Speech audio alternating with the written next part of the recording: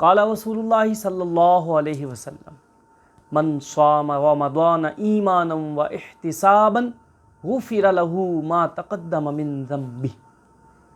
رسول کریم صلی اللہ تعالی علیہ وآلہ وسلم نے ارشاد فرمایا، جو شخص رمضان کے روزے رکھے اور وہ مومن ہو، یعنی اللہ اور اس کے حبیب صلی اللہ تعالی علیہ وآلہ وسلم پر ایمان لانے والا ہو، و احتساباً، اور جب وہ روزے رکھے تو اللہ سے ان کے اجر کا طالب بھی ہو، اپنے دل میں یہ امید بھی رکھے کہ اللہ اپنے حبیب صلی اللہ علیہ وسلم کے صدقے مجھے ان کا اپنے فضل و کرم سے انعام عطا فرمائے، غفر له ما تقدم من ذنبہ۔ حضور نے فرمایا، جس نے اس امید کے ساتھ، اس آس کے ساتھ روزے رکھے، اللہ اپنے فضل سے اس کی خطاؤں کو جو اس نے ماضی میں کر لی ہیں معاف فرما دے گا، ان سے درگزر فرمائے گا۔ احباب ذی وقار، رمضان المبارک کا مہینہ آپ کو پتہ ہے ہم پر سایہ فگن ہو چکا ہے، اس کے کیا کہنے ہیں؟ یوں تو پورا رمضان ہی عظمتوں والا ہے، شانوں والا ہے، لیکن آئیے آج خصوص بالخصوص لفظ رمضان کے اوپر مختصر سی گفتگو کرتے ہیں۔ حضور سیدی و سندی شیخ عبد القادر جیلانی رحمۃ اللہ تعالیٰ علیہ کو کون نہیں جانتا؟ آپ لفظ رمضان کی شرح فرماتے ہوئے لکھتے ہیں، رمضان میں سب سے پہلا لفظ جو رہا ہے، اس سے مراد رضوان اللہ ہے، یعنی قرآن میں اللہ فرماتا ہے ما یفعل اللہ بعذابکم ان شکرتم وآمنتم وکان اللہ شاکرا علیما۔ اللہ تمہیں کیوں کر عذاب دے گا اگر تم ایمان لے آؤ اور اللہ کے شکر گزار بندے بن جاؤ۔ جو اللہ کا شکر گزار بندہ بن جائے، اللہ کا شکر کرے، اللہ اس کے شکر کی خوب قدردانی فرمانے والا اور اس کے شکر کو جاننے والا ہے۔ تو آپ فرماتے ہیں راہ سے مراد رضوان اللہ ہے۔ اللہ جل وعلا نے اپنے بندوں کو ایک ذریعہ دیا، ایک وسیلہ دیا، ایک سبب دیا۔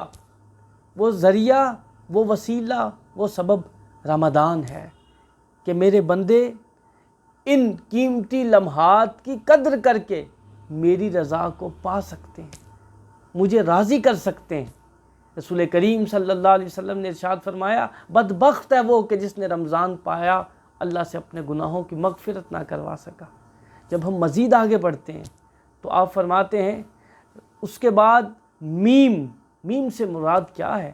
محابت اللہ عن العصاة، چونکہ بندہ چاہے گناہ گار ہو، چاہے نیکوکار ہو، چاہے بدکار ہو، چاہے خطا کار ہو، وہ جو بھی ہو، ہے تو اللہ ہی کا بندہ، ہے تو رسول کریم صلی اللہ علیہ وآلہ وسلم کا غلام ہی اگر وہ کلمہ پڑھتا ہے، تو اللہ جل وعلا نے حضور کے صدقے میرے آقا جان عالم صلی اللہ علیہ وسلم کی امت پر یہ احسان فرمایا کہ انہیں رمضان دے دیا کہ اے میرے گناہ گار بندو، آؤ اس مہینے میں ایک فرض ادا کرو اور اجر 70 گنا پاؤ۔ مزید جب ہم آگے بڑھتے ہیں تو آپ فرماتے ہیں میم کے بعد لفظ دعاد آتا ہے، رمضان۔ جو شخص رمضان کی قدر کرتا ہے وہ اللہ کی ضمان میں چلا جاتا ہے، اللہ کی امان میں چلا جاتا ہے۔ اور آپ کو معلوم ہے کہ جب غلام اپنے مالک کی امان میں ہو اور مالک بھی اس کا رب العالمین ہو، جو سارے جہانوں کا رب ہو، جو سارے جہانوں کا مالک ہو، خالق ہو، تو بتائیے کیا کوئی چیز اسے ضرر پہنچا سکے گی؟ بالکل بھی نہیں۔ جب ہم مزید بڑھتے ہیں آگے الف کی طرف تو آپ فرماتے ہیں اس کا مطلب ہے الفت اللہ۔ جب بندہ رمضان کو اس طرح گزارتا ہے کہ وہ اللہ کی رضا کا طالب ہو جاتا ہے، جب وہ رمضان کو اس طرح گزارتا ہے کہ اپنے آپ کو اللہ کی ضمان میں دے دیتا ہے، اللہ کی امان میں چلا جاتا ہے اور اللہ کی امان کو تلاش کرنے کے لیے تگ و دو کرنے لگتا ہے، اپنی روح کو صاف کرتا ہے، اپنے دل کا تزکیہ کرتا ہے، اسے غلاظتوں سے، علائشوں سے، کینہ سے، حسد سے، بغض سے پاک کر لیتا ہے، پھر اللہ کیا انعام فرماتا ہے؟ اللہ اس کے دل میں اپنی محبت داخل کر دیتا ہے، تو اسے اللہ کی محبت نصیب ہو جاتی ہے۔ جب کسی بھی دل میں اللہ کی محبت آ جاتی ہے تو دل بیمار نہیں رہتا، سقیم نہیں رہتا، سلامتی والا ہو جاتا ہے، امن والا ہو جاتا ہے، خیر والا ہو جاتا ہے۔ اور حضور نے فرمایا تھا دل درست تو سارا بدن درست۔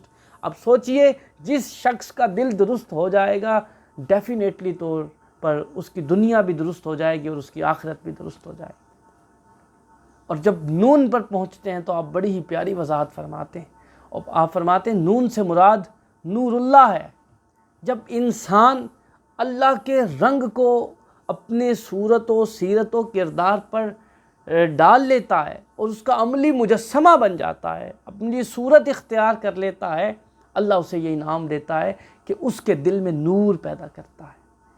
اسے بصارت کے ساتھ ساتھ بینائی کے ساتھ ساتھ اس کی سب پھر یہ دو سامنے والی آنکھیں نہیں دیکھتی بلکہ اس کا دل بھی دیکھتا ہے، اسے بینائی کے ساتھ ساتھ بصیرت بھی عطا کرتی جاتی ہے، جس کے سبب اسے حق کو باطل سے اور باطل کو حق سے جدا کرنا اس کے لیے آسان ہو جاتا ہے۔ احباب ذی وقار، یہ بڑا ہی پیارا اور بڑی ہی رحمتوں برکتوں والا مہینہ ہے، اس کی قدر کیجیے اور ہر لمحہ اللہ سے دعا کرتے رہیے رب العالمین حضور کے صدقے ہمیں اس کی قدر کرنے کی توفیق عطا فرما۔